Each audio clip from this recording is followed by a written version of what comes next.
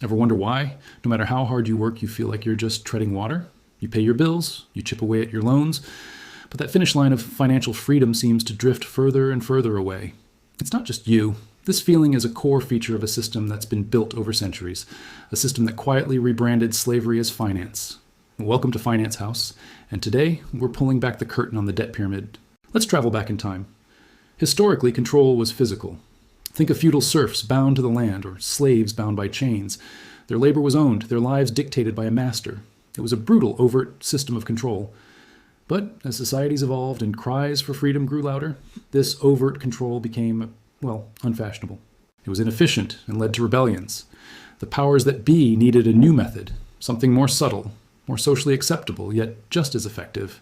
They needed a system where people would willingly bind themselves. They found it in debt. The genius of the debt system is its illusion of choice.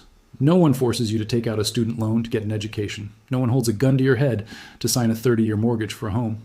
You're not forced to use a credit card for that unexpected car repair or medical bill. You choose to. But are these really free choices? When education is the gateway to opportunity, a home is a basic necessity, and a single emergency can bankrupt you, the choice to take on debt feels less like a choice and more like a prerequisite for survival in the modern world. This is where the pyramid structure comes into play. At the very bottom, you have the individual. That's most of us. We carry personal debts, mortgages, student loans, credit card balances, car payments. We are the foundation, the engine of the entire structure. Our obligation is to work, to earn money, not just to live, but to service these debts. Our monthly payments flow upwards. The next level up is the commercial banks and lending institutions. They create the debt out of thin air through a process called fractional reserve banking. They package our individual debts, our mortgages, our car loans, into complex financial products. Think of them as bundles of promises, our promises to pay for the next 30 years. These bundles are then sold to the next level of the pyramid. Above them are the investment banks and large corporations. They buy these debt-backed securities. They trade them, they bet on them, and they profit from the steady stream of interest payments flowing up from the bottom, from us. Our collective debt becomes their asset, a source of immense wealth and power.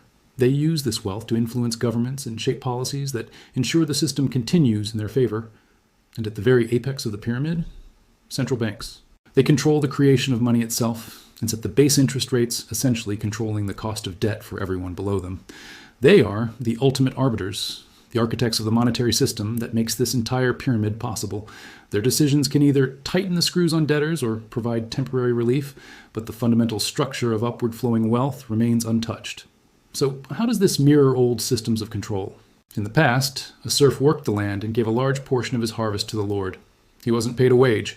His payment was the privilege of being allowed to live on the land and keep a small portion of his labor's fruit to survive. Today, we work a job for a wage.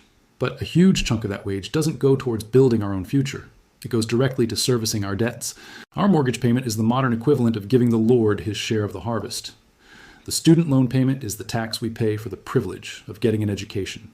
We're not bound by chains, but by payment schedules. We're not tied to a piece of land, but to a job that can cover our monthly minimums. The psychological impact is profound. Debt creates a constant low-level anxiety. It discourages risk-taking. How can you quit that soul-crushing job to start a business when you have a mortgage and student loans hanging over your head? How can you take a stand for better working conditions when you are terrified of losing the income you need to stay afloat? Debt is a powerful tool for social control. It keeps the workforce compliant and focused on simply making it to the next paycheck. It keeps us on the hamster wheel, too busy running to ever question the wheel itself. This isn't about blaming individuals for their debt. It's about recognizing the architecture of the system we're all in. It was designed to create perpetual obligation. Consider this. When a bank issues a loan, it creates the principal, but it doesn't create the money to pay the interest. This means that on a systemic level, there is always more debt in the system than there is money to pay it back. The only way to keep the system from collapsing is to create even more debt. It's a game of musical chairs where someone always has to be left without a seat. This guarantees a permanent class of debtors. So what can we do? Breaking free from this pyramid isn't easy, but it starts with understanding it. The first step is financial education, not the kind that just teaches you to budget, but the kind that explains how money and debt are actually created. Understanding the rules of the game is the only way you can start to play it to your own advantage. Second, we must question the narrative that debt is normal and necessary for a good life. We need to explore alternative paths. This could mean prioritizing skills over expensive degrees, embracing minimalism to reduce consumption, or exploring community-based living models. It's about consciously opting out of the consumerist cycle that fuels the debt machine wherever possible. Third, focus on owning assets instead of liabilities. The wealthy stay wealthy because they own things that generate income: stocks, real estate, businesses. The debtor class owns things that cost them money. The fundamental shift is moving from being a consumer and a debtor to being an owner and an investor, even on a small scale. Paying down your high-interest debt is the first step, as it's a guaranteed return on your money. This isn't a conspiracy theory, it's an analysis of the financial plumbing that underpins our modern world. The chains of the past were visible, made of iron. The chains of today are invisible, made of numbers on a spreadsheet, but they can be just as binding. By understanding the debt pyramid, we take the first step towards dismantling it in our own lives. We begin the journey from being a lifelong payer to reclaiming our financial sovereignty. It's a long road, but it's the most important work we can do. Thanks for joining us at Finance House today.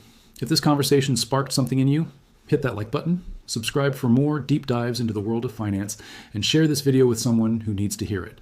Let's start a real conversation in the comments below. See you next time.